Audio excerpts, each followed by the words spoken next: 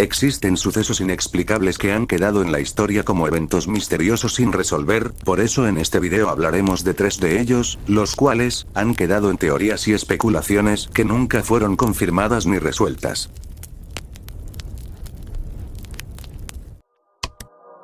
2013, año en donde ocurriría una de las cosas más extrañas y aterradoras. Elisa Lam tenía 21 años. Era una joven canadiense de ascendencia asiática, estudiante de la Universidad de British Columbia en Vancouver. Era una chica común, con intereses comunes: libros, redes sociales, moda, y viajes. Pero también era una persona con un historial documentado de problemas de salud mental. Había sido diagnosticada con trastorno bipolar y depresión clínica, y tomaba medicamentos para controlar sus síntomas. En enero del año 2013, Elisa decidió hacer un viaje sola por la costa oeste de Estados Unidos. Llegó primero a San Diego, y luego viajó hasta Los Ángeles. Fue allí donde se hospedó en el infame Hotel Cecil, un edificio antiguo de 14 pisos ubicado en el centro de la ciudad, en una zona conocida como Skid Row. El Hotel Cecil no era precisamente un lugar turístico ideal. A pesar de su fachada común, estaba cargado de una historia oscura. Suicidios, asesinatos, e incluso se rumoraba que asesinos en serie como Richard Ramírez y Jack Unterweger habían pasado por ahí. Un lugar marcado por el sufrimiento, por la decadencia, y por el olvido. Elisa se registró en el hotel el 26 de enero.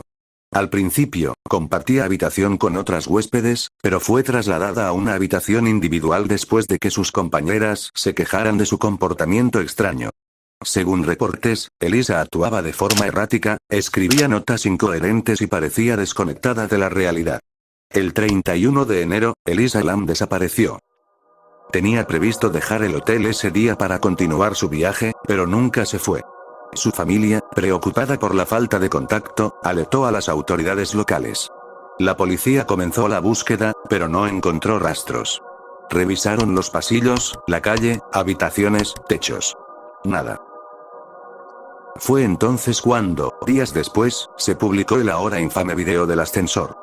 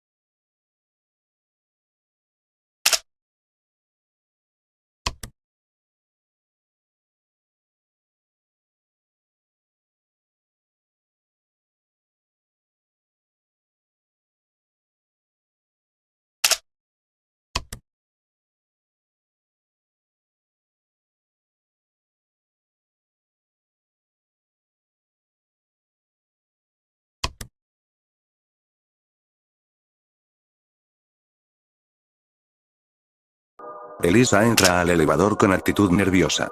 Presiona varios botones, se asoma hacia el pasillo, sale y entra varias veces. Hace movimientos extraños con las manos. Parece estar hablándole a alguien invisible. En un momento, se esconde en una esquina. Luego desaparece. Nadie más aparece en el video. Ningún sonido. Ninguna pista. Ese video se hizo viral. Millones de personas comenzaron a especular. Unos decían que estaba huyendo de un acosador. Otros aseguraban que estaba poseída. Algunos hablaron de un experimento secreto o incluso de dimensiones alternas. Lo que debía ayudar a resolver el caso solo lo hizo más oscuro. El 19 de febrero, más de 2 semanas después de su desaparición, un trabajador del hotel revisó los tanques de agua del techo por las constantes quejas de los huéspedes. El agua salía con un color oscuro, con sabor extraño y un olor insoportable. Cuando abrió uno de los tanques, encontró el cuerpo de Elisa Lam, flotando desnuda, en estado avanzado de descomposición. El tanque era de metal, grande, con una tapa pesada. Estaba ubicado en una zona de difícil acceso. Para llegar allí, Elisa tuvo que subir escaleras, pasar por una puerta de emergencia, que supuestamente estaba con alarma, y escalar una plataforma. Nadie escuchó nada. Nadie vio nada. Y lo más inquietante, la tapa del tanque estaba cerrada. La autopsia oficial concluyó que murió por ahogamiento. No había señales de violencia, ni drogas, ni alcohol. Sin embargo, los niveles de sus medicamentos estaban muy por debajo de lo que debería haber tomado. Algunos creen que había dejado su medicación, lo que pudo haber causado un brote psicótico. Pero la pregunta sigue en pie. ¿Cómo terminó en ese tanque? ¿Por qué estaba desnuda? ¿Por qué la puerta de emergencia no sonó? ¿Cómo logró cerrar la tapa desde dentro? ¿Y qué fue exactamente lo que grabaron las cámaras? Algunos creen que simplemente sufrió una crisis mental, entró en pánico y terminó accidentalmente en el tanque. Otros piensan que fue asesinada, que alguien del hotel la atacó y encubrió todo. Algunos incluso dicen que el Hotel Cecil, con toda su historia oscura, absorbió a Elisa como si el lugar estuviera maldito. Años después, el caso sigue sin una explicación definitiva. Netflix hizo un documental. Internet se llenó de teorías. Y la imagen de Elisa en ese ascensor, confundida, asustada y perdida, sigue siendo una de las escenas más perturbadoras que ha dejado Internet. Nadie sabe lo que realmente ocurrió esa noche. Solo Elisa, y el Hotel Cecil.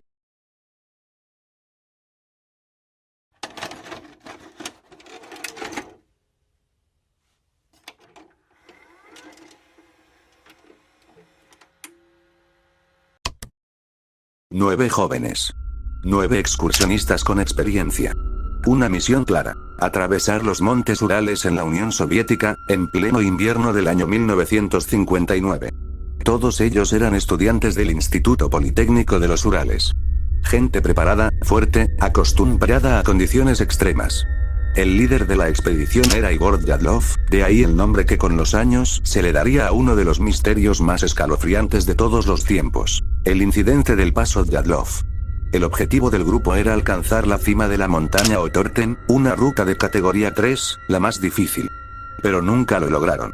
Lo que encontraron los rescatistas semanas después fue algo tan extraño, tan perturbador, que ni siquiera hoy, más de 60 años después, ha sido explicado con certeza. La última comunicación del grupo fue el 31 de enero de 1959. Desde ahí comenzaron su ascenso hacia la montaña. Pero una tormenta de nieve los obligó a desviarse y acampar en la ladera del monte Kolasgyakl. Un nombre que, en la lengua indígena mansí, significa montaña de la muerte. Nunca volvieron. El 20 de febrero, sus familiares, preocupados por la falta de noticias, presionaron a las autoridades para iniciar una búsqueda. El 26 de febrero, los rescatistas encontraron la tienda de campaña del grupo. Estaba dañada, rajada, pero lo más impactante, la tela estaba cortada desde adentro hacia afuera, como si hubieran huido por la fuerza, desesperados. Los cuerpos comenzaron a aparecer. A unos cientos de metros de la tienda, encontraron 2 cuerpos bajo un árbol. Estaban descalzos, casi desnudos, con signos de haber intentado encender una fogata. Cerca de ellos, otros 3 cuerpos fueron hallados en distintas posiciones, como si hubieran muerto tratando de regresar a la tienda. Los últimos 4 fueron encontrados 2 meses después, enterrados bajo la nieve en un barranco. Y fue entonces cuando el caso dejó de ser trágico y pasó a ser completamente terrorífico. Uno de los cadáveres tenía el cráneo fracturado. Otro presentaba múltiples costillas rotas. A una de las chicas le faltaba la lengua. A otro le faltaban los ojos. Algunos tenían quemaduras extrañas en la piel. Y varios de los cuerpos presentaban niveles de radiación superiores a lo normal. No había señales de lucha.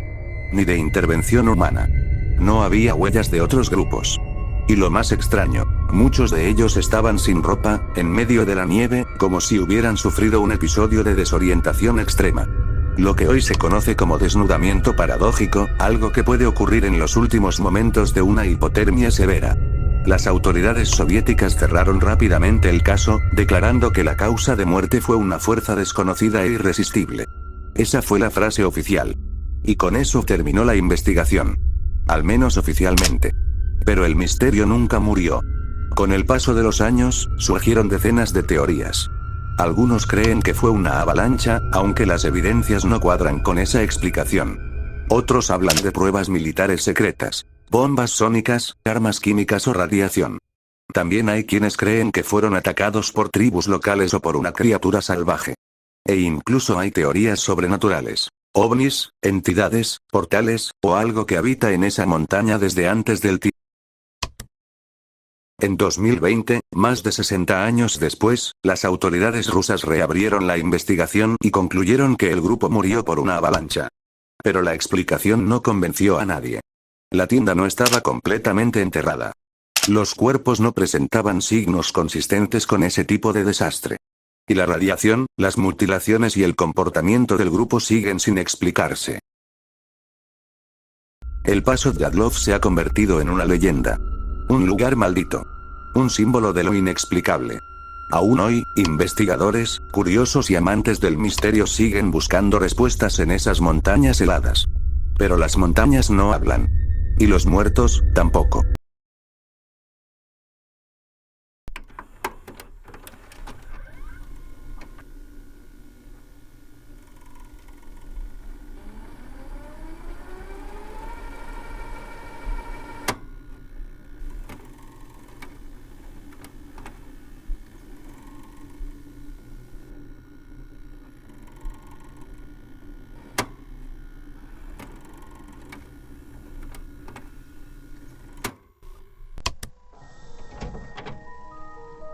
Malaysia Airlines vuelo 370. Un avión Boeing 777, con 239 personas a bordo. El 8 de marzo del año 2014, este vuelo despegó desde Kuala Lumpur, Malasia, con destino a Pekín, China. Nunca llegó. Minutos después del despegue, todo parecía normal. El clima era bueno, la comunicación fluía sin problemas. A la 1:20 de la madrugada, el copiloto se despide del control aéreo malasio con un tranquilo buenas noches, Malaysia 370. Esa fue la última transmisión. Poco después, el avión desapareció de los radares civiles. Simplemente, dejó de existir.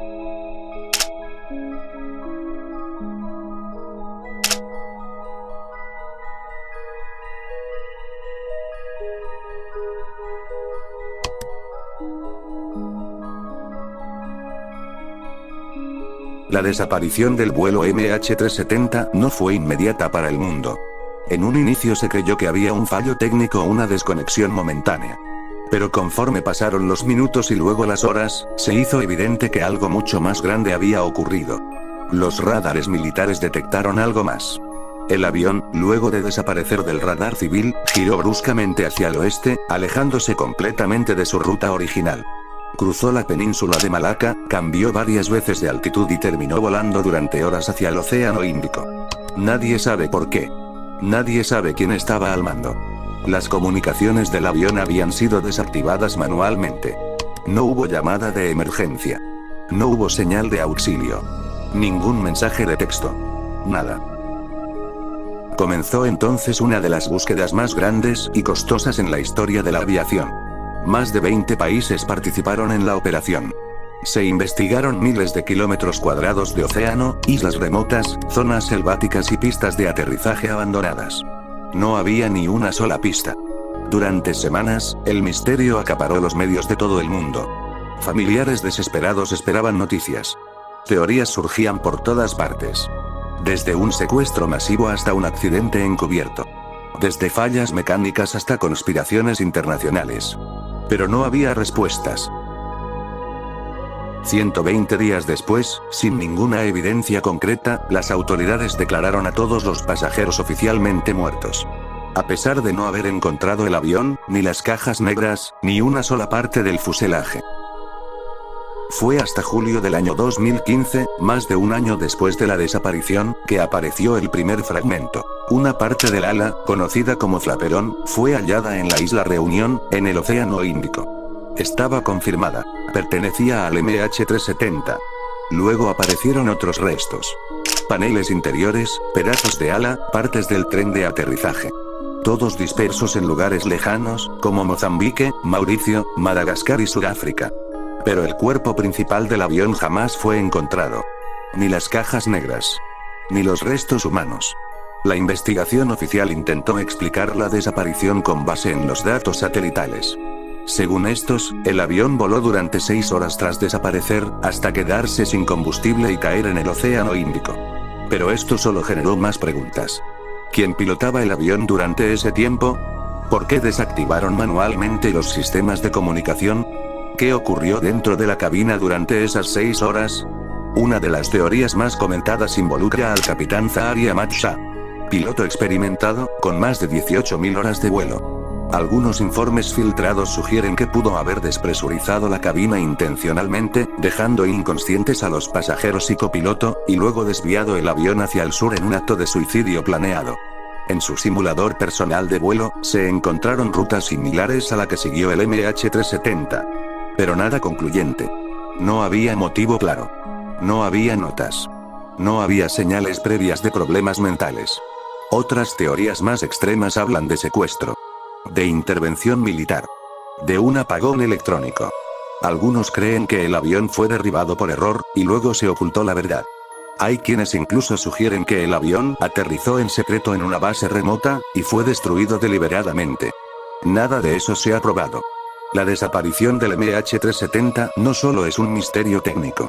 Es un agujero negro emocional. Familias enteras quedaron sin respuestas. Viudas, hijos, hermanos, esperando una verdad que nunca llegó. ¿Cómo puede desaparecer un avión comercial de gran tamaño en plena era del Internet, los satélites, y el rastreo global? ¿Cómo puede perderse toda una aeronave durante horas sin que nadie en el planeta sepa con certeza qué pasó? El caso cambió por completo la industria aérea. Se actualizaron protocolos, se exigieron nuevas tecnologías de rastreo, y se pusieron en duda los límites reales de la seguridad moderna. Pero el avión nunca apareció. Los cuerpos tampoco. Hoy, más de una década después, el MH370 sigue siendo un fantasma del cielo. Una herida abierta en la historia de la aviación. Y uno de los mayores misterios del siglo XXI. Un avión que despegó, pero que nunca llegó. Y lo más aterrador de todo, es que nadie sabe.